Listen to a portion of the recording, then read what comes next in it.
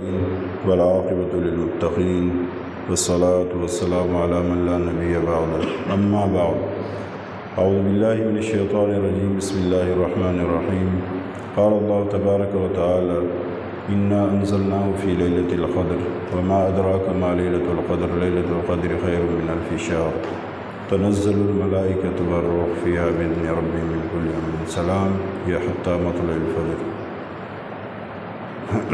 قال النبی صلی اللہ علیہ وسلم تحروا لیلۃ القدر فی الوتر من العشر الاواخر من رمضان او کما قال علیہ السلام۔ وقال النبی صلی اللہ علیہ وسلم من قام لیلۃ القدر ایمانا واحتسابا غفر له ما تقدم من ذنبه او کما قال علیہ السلام۔ میرے انتہائی محترم بزرگوں، قابل صد احترام بھائیوں، دوستوں، یہ جمعۃ الوداع ہے، رمضان کا آخری جمعہ ہے اور چند ہی دن باقی ہیں۔ یہ مبارک مہینہ ہم سے رخصت ہونے لگا ہے۔ اس کی مبارک راتیں، مبارک دن، مبارک سحری، مبارک افطاری، ہر گھڑی مبارک ہے، لیکن اس کا جو آخری عشرہ ہے، احادیث میں آیا کہ آپ صلی اللہ علیہ وسلم پہلے دو عشروں کی نسبت اس میں زیادہ محنت فرماتے تھے، زیادہ مشقت فرماتے تھے۔ تو یہاں میں بات کرنے لگا ہوں لیلۃ القدر کے اعتبار سے، اس کے بارے میں۔ یہ جو قرآن کی آیت ہے نا، سورۃ انا انزلناہ فی لیلۃ القدر وما ادراک ما لیلۃ القدر لیلۃ القدر خیر من الف شہر، کہ ہم نے قرآن پاک کو لیلۃ القدر کی رات میں اتارا، اور تمہیں کیا معلوم کہ لیلۃ القدر کیا ہے؟ لیلۃ القدر خیر من الف شہر، یہ جو لفظ ہے نا الف شہر، 1000 مہینوں سے بہتر ہے۔ تو اس کے پیچھے بھی ایک وجہ ہے جسے شان نزول کہتے ہیں نا، کہ یہ آیت کیوں اللہ نے کہا کہ 1000 مہینوں سے بہتر ہے۔ آپ صلی اللہ علیہ وسلم کی مبارک مجلس لگی ہوئی ہے، مبارک محفل ہے، اس روئے زمین کی مبارک ترین مجلس، کیونکہ انبیاء کے سردار بیٹھے ہوئے ہیں اور ان کے جو صحابہ ہیں وہ تمام انبیاء کے ایمان لانے والے سے بہتر لوگ ہیں، ان کی مجلس جمی ہوئی ہے۔ اب آپ صلی اللہ علیہ وسلم بنی اسرائیل کے عابدین اور زاہدین کے قصے سنا رہے ہیں۔ ان کی اتنی لمبی لمبی عمریں ہوتی تھیں، اتنی عبادت کرتے تھے، تو صحابہ تعجب کرنے لگے، یا رسول اللہ ہماری تو اتنی عمریں نہیں ہیں، ان کی تو زیادہ ہوتی تھی، 100 200 سال 300 سال، یہ اتنی عبادت کرتے ہیں۔ تو نبی کریم صلی اللہ علیہ وسلم نے فرمایا کہ بنی اسرائیل میں 4 شخص ایسے ہیں جنہوں نے 80 سال تک عبادت کی، اللہ کی فرما برداری کی، پلک جھپکنے کی دیر تک نافرمانی نہیں کی۔ بہت بڑی بات ہے پلک جھپکنا، یہ پلک ہم نے جھپکا دی، اتنی دیر تک بھی اللہ کی نافرمانی نہیں کی۔ ایک ان میں نام ہے حضرت زکریا علیہ السلام، دوسرا نام ہے ایوب علیہ السلام، تیسرا نام ہے حضرت حزقیل علیہ السلام، چوتھا نام ہے یوشع بن نون۔ انبیاء ہیں، ان کی باتیں ہو رہی تھی کہ انہوں نے 80 سال عبادت کی، پلک جھپکنے کی دیر تک اللہ کی نافرمانی نہیں کی۔ صحابہ تعجب کرنے لگے۔ پھر فرمایا ایک بنی اسرائیل میں بندہ تھا جس نے 1000 سال تک، 100 سال تک، 100 سال اس نے ایسی عبادت کی کہ پوری رات عبادت کر رہا، دن کو سارا دن جہاد کرتا۔ تو صحابہ بڑے متعجب ہوئے۔ تو جب یہ تعجب جاری تھا کہ جبرائیل علیہ السلام آ گئے اور یہی سورت، یہی آیات لے کے آئے، لیلۃ القدر خیر من الف شہر، کہ اے میرے لاڈلے نبی اور اے ان کے پیارے ساتھیوں، آپ تعجب نہ کرو، اللہ آپ پہ بڑا کریم ہے۔ اسی رات میں اللہ نے قرآن پاک کو اتارا، انا انزلناہ فی لیلۃ القدر وما ادراک ما لیلۃ القدر۔ آپ کو کیا معلوم لیلۃ القدر چیز کیا ہے؟ لیلۃ القدر خیر من الف شہر، 1000 مہینوں سے بہتر ہے یہ۔ یہ رات، اسی رات میں آپ عبادت کرو گے تو میں جو پچھلی امتیں تھیں نا 80 اور 100 سال، 80-100 سال اور بات ہے، میں تمہیں 1000 مہینوں کے برابر اجر دوں گا اپنے لاڈلے نبی کی وجہ سے۔ تو تنزل الملائکۃ والروح، اس میں فرشتے اترتے اور نیک روحیں اترتی ہیں۔ تو یہ اس کے پیچھے جو ہے نا وہ شان نزول ہے کہ آپ صلی اللہ علیہ وسلم کو تو یہ تشویش ہوئی کہ ان کی عمریں تو بہت زیادہ تھی، میری امت کی تو اوسطاً عمر 60 سے 70 سال ہے، اب یہ اس عبادت کو، اس اجر کو اس کے مستحق کیسے ٹھہریں گے؟ تو اللہ تعالیٰ نے اپنی نبی کی اس فکر پہ فیصلہ فرمایا، اور صحابہ جب تعجب کرنے لگے کہ اتنی لمبی لمبی عمریں، اور یہ 1000 مہینے 83 سال 4 مہینے کا عرصہ بنتا ہے، 83 سال اور 4 مہینے، یعنی آپ تعجب کر رہے تھے کہ انہوں نے 80 سال عبادت کی اور کسی نے 100 سال عبادت کی، تو میں 1000 مہینے جو ہے نا یہ رات اگر کسی نے پا لی تو اس کو 1000 مہینوں کا اجر، یعنی 83 سال 4 ماہ کا اجر میں اس کو دوں گا۔ تو یہ کوئی چھوٹی بات ہے، ایک وہ رات پا لی اور اس میں اس کو اتنا زیادہ اجر مل رہا ہے۔ میں پہلے جیسے عرض کر چکا کہ اللہ تعالیٰ لٹانے کے لیے بیٹھا ہوا ہے، کہ اللہ کی رحمت اتنی وسیع ہے کہ اللہ کہتے ہیں مانگو میں لٹاؤں گا۔ اب ایک حدیث کی طرف آتے ہیں، تحروا لیلۃ القدر، لیلۃ القدر کی رات میں کوشش کیا کرو، فی الوتر، طاق راتوں میں، من العشر الاواخر، آخری عشرے میں، من رمضان، رمضان میں، رمضان کے مہینے میں طاق راتوں میں، آخری عشرے کی طاق راتوں میں لیلۃ القدر کو ڈھونڈو۔ جہاں تک بات ہے کہ 21، 23، 25، 27، تو یہ ساری راتیں ہیں، باقی تو گزر گئیں، 27 کی باقی ہے، 29 کی، لیکن ابی ابن کعب قسم کھا کر کہتے ہیں کہ وہ 27 کی شب ہے۔ اکثر علماء کا بھی یہی خیال ہے کہ وہ 27 کی شب ہے، لیکن تعین نہیں ہے۔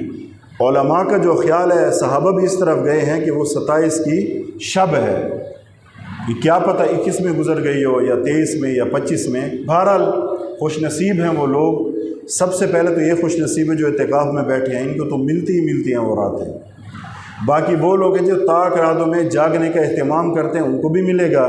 اب اس میں ہوتا کیا ہے کہ جب یہ رات آتی ہے تو جبرائیل علیہ السلام تمام فرشتوں سے کہتے ہیں، اس میں تنزل الملائکۃ والروح، نیک روحیں اترتی ہیں، فرشتے اترتے ہیں، تمام فرشتوں کو وہ یہ ہدایات دیتے ہیں کہ آپ ہر جگہ، دنیا کے ہر کونے میں اور ہر پہاڑ میں، ہر کھو میں، ہر جزیرے میں، ہر گھر میں جاؤ، اور جو بندہ ذکر کر رہا ہو، یا کھڑا ہو یا بیٹھا ہو، بیٹھے ذکر کر رہا ہو، کھڑے ہو کے ذکر کر رہا ہو، قرآن پڑھ رہا ہو، دعا مانگ رہا ہو، اس کی دعاؤں پہ آمین کہو، اس کی دعاؤں پہ آمین کہو، اور ہر بندے سے مصافحہ کرو۔ تو یہ جو اس رات میں جو کھڑے ہوتے عبادت کر رہے ہوتے ہیں، یہ تو محسوس نہیں ہوتا، لیکن اس کی ایک اس کی علامت ہے مصافحے کی، جس سے فرشتہ کر لے وہ فوراً رکعت طاری ہوتی ہے، دل نرم ہو جاتا ہے۔ تو یہ تقاضا ہوتا ہے، لیکن کن گھروں میں نہیں جاتے؟ جن گھروں میں تصویر ہو یا کتا ہو یا کوئی جنبی ہو۔ تو شوق کی وجہ سے ہم گھروں میں تصویریں نہ لٹکائیں، پاکیزہ رکھیں ماحول کو۔ جب گھر کو پاکیزہ رکھیں گے تو پاکیزہ مخلوق آئے گی وہاں۔ تو یہ کتنی بڑی بات ہے کہ آپ کو 83 سال اور 4 ماہ کی عبادت کا ثواب ملتا ہے اسی رات کو جس نے پا لیا، اور وہ کوئی مشکل نہیں ہے۔ 21 ہے، 23 ہے، 25 ہے، 27 ہے، 29 ہے، آگے 27 اور 29 ہے۔ میں نے بتایا نا کہ کئی صحابہ نے، ابی بن کعب اور بھی ایسے صحابہ ہیں جنہوں نے 27 شب کا کہا ہے۔ اچھا، اس رات کی علامات کیا ہیں کہ بندہ سمجھے کہ یہ رات کون سی تھی؟ اس کی کچھ علامات بتائی گئی ہیں کہ وہ رات نہایت شفاف، چمکدار، معتدل، نہ گرم نہ ٹھنڈی، انوارات کی وجہ سے گویا کہ اس میں عجب ایک کیفیات ہوتی ہیں۔ اور جو اس کی صبح ہوگی نا اگلی، یعنی جس رات کو لیلۃ القدر کی رات ہے، جو اگلی صبح ہوگی، اس میں جو سورج نکلے گا وہ بغیر شعاع کے ہوگا۔ جیسے تیزی تمازت ہوتی ہے نا، شعائیں ہوتی ہیں، شعاع نہیں ہوگی، گویا کہ جیسے 14ویں کا چاند ہوتا ہے نا، اس طرح کی اس کی مشابہت ہوگی۔ یہ اس کی علامات ہیں۔ رات چمکدار، کھلی ہوئی، ٹھنڈی یعنی معتدل، نہ زیادہ ٹھنڈی نہ زیادہ گرم۔ صبح جو سورج ہے وہ اس میں شعائیں نہیں ہوں گی، جیسے تیز تھوڑی دیر کے لیے جیسے تیز شعائیں ہوتی ہیں، جیسے 14ویں کا چاند ہوتا ہے، اس طرح کی اس کی جو ہے نا وہ صورت ہوگی، اس طرح شیپ ہوگی اس کی۔ اور جو صاحب کشف ہوتے ہیں ان کو یہ اللہ دکھا دیتا ہے کہ اس رات میں ہر پتھر، ہر درخت وہ سجدہ کر رہا ہوتا ہے، سجدہ ریز ہوتا ہے۔ لیکن یہ وہ بات ہے جن کو اللہ تعالیٰ نے باطنی کچھ چیزیں دی ہوتی ہیں، باطنی کمالات دیے ہوتے ہیں، ان کو نظر آتا ہے۔ باقی عام جو احادیث میں جو چیز آئی ہے وہ زیادہ اہمیت رکھتی ہے کہ یہ اس کی علامت ہوگی۔ تعین کیوں اٹھائی گئی کہ ایک دن مقرر ہوتا، اس میں اللہ کی حکمت یہ ہے کہ یہ میری امت اس کوشش میں لگی رہے، عبادت میں جڑی رہے، اس لیے اس کی تعین جو ہے نا وہ اٹھا لی گئی۔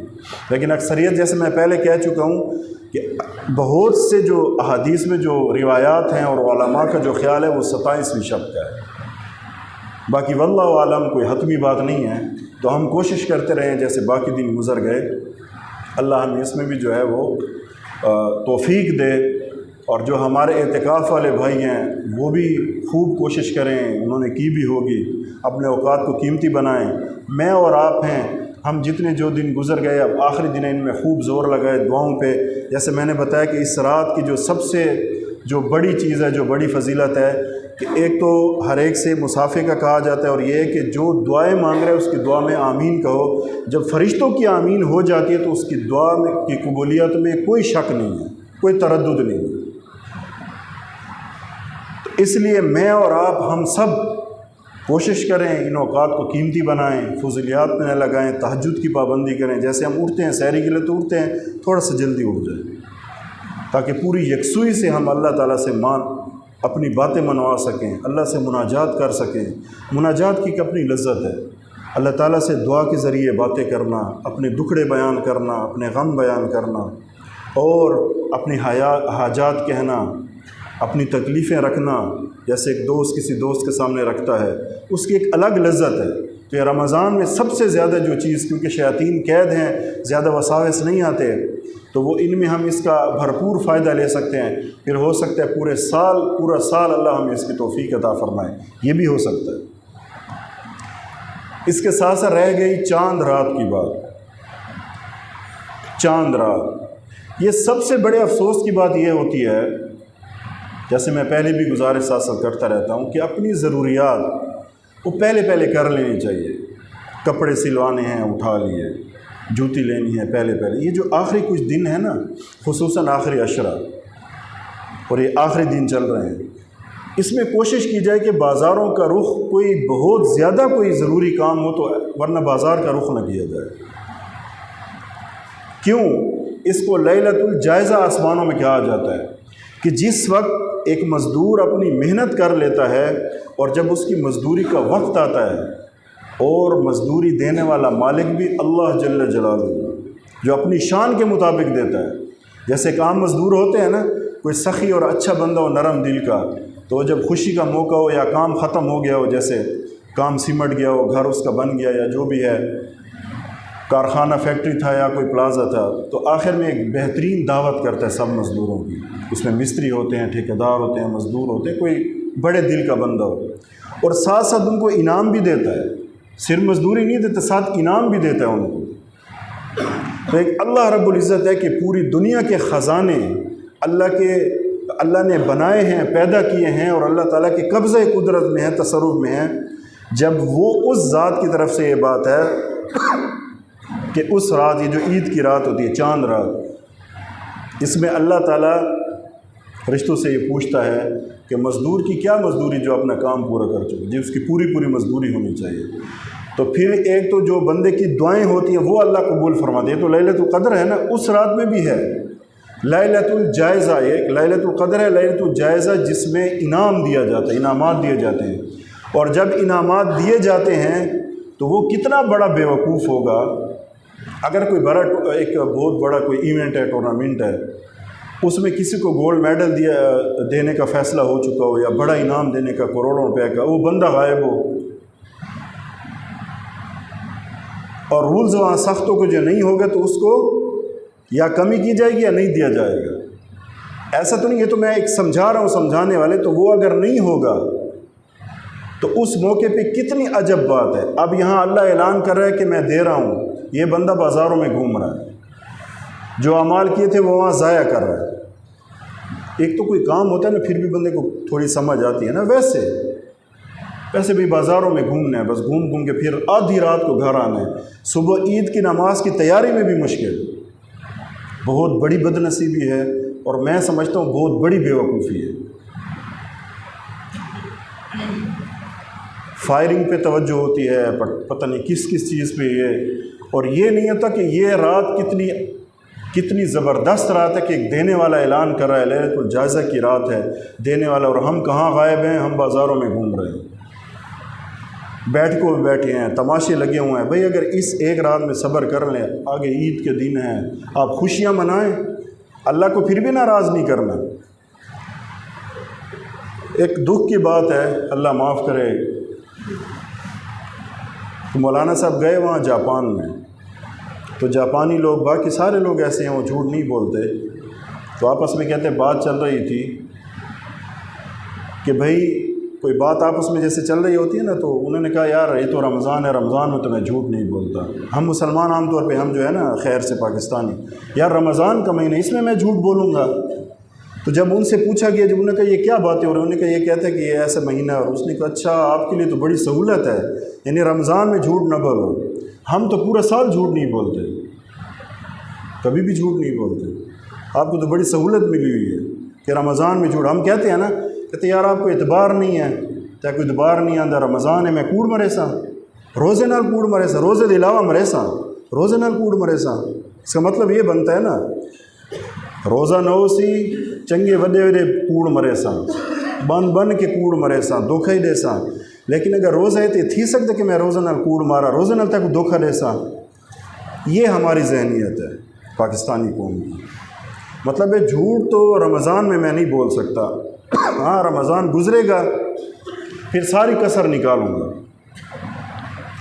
تو بھئی یہ ہمارے زوال کی وہ نشانیاں، اللہ کی نظروں سے گرنے کی وہ چیزیں ہیں جو ہمیں ذلیل و خوار کر رہی ہیں، لیکن کوئی بھی اپنی اصلاح کے لیے تیار نہیں ہے، ایک بندہ بھی تیار، کچھ تھوڑے سے لوگ ہیں. یہ بات کیوں کہتے ہیں ہم بھائی، یار رمضان ہے میں کیوں کوڑ مرے سا، میں کیوں دھوکہ دے سا، میں کیوں ملاوٹ کرے سا. یعنی اس کا مطلب یہ بنتا ہے کہ رمضان میں یہ کام نہیں کہ تو اس کے علاوہ مجھے چھٹی ہے، کھلی چھٹی ہے، سب کرتے ہیں میں بھی کروں گا. یہ بدبختی ہے ہماری، بد نصیبی ہے، کم نصیبی ہے. تو اس لیے اب جتنے حضرات ہیں میں بھی اس کی کوشش کروں گا. رمضان میں منع نہیں ہے کہ رمضان میں آپ جھوٹ نہ بولیں، دھوکہ نہ دیں، ملاوٹ نہ کریں، فلاں نہ کریں، کسی اس کے ساری زندگی کے لیے ہے. بہرحال تو یہ چاند رات کی جو فضیلت ہے وہ اللہ تعالیٰ سب کو ایک دینا چاہتا ہے کہ میرے بندوں نے روزہ رکھا اور اس میں جو ہے نا اپنے آپ کو بچائے رکھا ہر اس چیز سے جو اس کے دل میں جو خواہش پیدا ہوتی، کھانے پینے سے، ہر چیز سے تکلیف برداشت کی، کبھی سر میں بھی درد، کبھی تکلیف بھی ہوئی، لیکن اس نے سارے روزے رکھے، عبادات کی تراویح پڑھی. تو اب میں انعام دینے لگا ہوں. تو اس انعام کی رات میں جو انعام لینے والے ہیں وہ بازاروں میں پھر رہے تھے، ہلڑ بازیاں شروع ہوتی ہیں، موٹر سائیکل کے سلنسر نکلوا کے پتہ نہیں کیا پٹاخے، اس میں پلگ کو کیا کر دیتے ہیں، پٹاخے بج رہے ہیں، شور ہے، کیا ہو گیا. وہ کسی نے کہا اب مناسب تو نہیں ہے کہ جیسے وہ آزاد ہوتے ہیں نا یہ بھی آزاد ہو گئے. تو جیسے ہی وہ اعلان ہوتا ہے رمضان کے علاوہ تو شیطان پھر آزاد ہو جاتے ہیں نا. ہمارے میں یہ تو نہیں کہتا، یہ اس طرح میں تشبیہ تو نہیں دیتا، یہ بھی آزاد ہو، کیا ہو گیا بھائی رمضان ختم ہو گیا، چلو بھائی.